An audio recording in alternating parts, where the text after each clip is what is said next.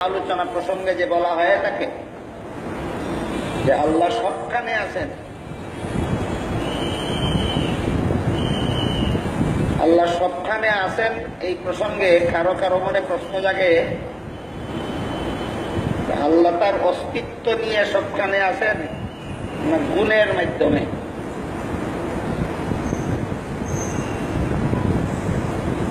এটাকে যদি কোনো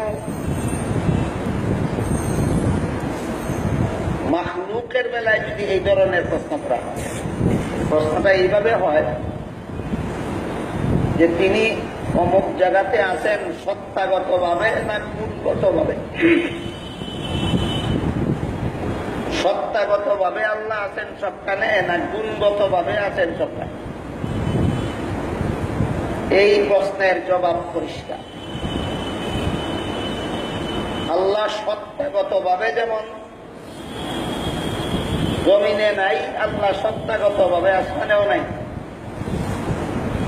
আল্লাহ সত্তাগত ভাবে যেমন পাতালে নাই, তেমনি ভাবে আল্লাহ সত্তাগত ভাবে আরশেও নাই।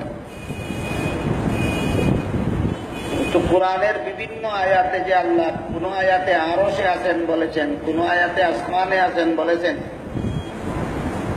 কোন আয়াতে আমাদের সাথে আছেন বলেছেন, যে যেখানে আছি তার সাথে সেখানেই আছেন বলেছেন।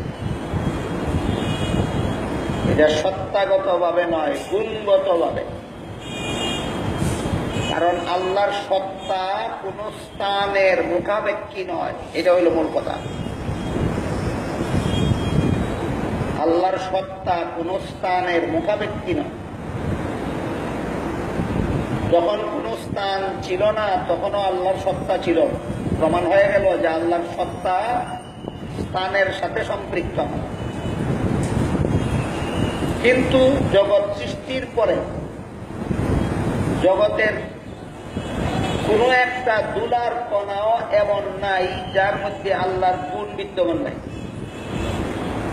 কাজে আল্লাহ সর্বত্র বিরাজমান গুণগত ভাবে।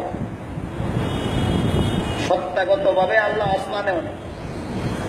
কাজে যারা বলে আসমানে, এদের এই প্রশ্নের কোনো ফলাফল নাই। যারা বলে আল্লাহ আরশে আছেন অন্যখানে নাই, তারাও বলতে বাধ্য হবে যে আরশে আল্লাহ সত্তাগত ভাবে নাই, গুণগত ভাবে আছে। তোমরা তো আল্লাহ আসমানে আছেন মানো, আরশে আছেন মানো, যেভাবে আছেন জমিনেও সেইভাবেই আছে। জমিনে যদি সত্তাগত ভাবে নাই তোমরা বুঝে থাকো, তাহলে আরশেও সত্তাগত ভাবে নাই। জমিন যেমন একটা স্থান, আরশ একটা স্থান। আল্লাহ কোন স্থানের মুখাপেক্ষী নন। যখন আরশ ছিল না তখনও আল্লাহ ছিলেন, যখন আসমান ছিল না তখনও আল্লাহ ছিলেন। সুতরাং বান্দার সত্তা থাকার জন্য যেরকম কোন স্থানের মুখাপেক্ষী হয়, আল্লাহর সত্তা বিদ্যমান থাকার জন্য কোন স্থানের মুখাপেক্ষী হয় না। না জমিনের মুখাপেক্ষী, না আসমানের মুখাপেক্ষী, না আরশের মুখাপেক্ষী। কাজেই সত্তাগত ভাবে যদি বলা হয় আল্লাহ জমিনে নাই, সত্তাগত ভাবে আল্লাহ আরশেও নাই। আর গুণগত ভাবে যদি বলা হয় আল্লাহ আসমানে আছেন, তাহলে গুণগত ভাবে আল্লাহ জমিনে আছেন। সোজা কথায় আল্লাহ যেভাবে আসমানে আছেন, যেভাবে আরশে আছেন, সেইভাবে জমিনে আছেন। ভাবটা কি কেমন এটা কেউ জানে না। এটা আল্লাহর পক্ষে সম্ভব। যেমন আল্লাহর পক্ষে যেভাবে আরশে থাকা সম্ভব, আসমানে থাকা আল্লাহর শানের যেভাবে উপযোগী, জগতের সর্বত্র আল্লাহর থাকাটাও সেইভাবে, যেভাবে আল্লাহর শানের উপযোগী সেইভাবে আছে।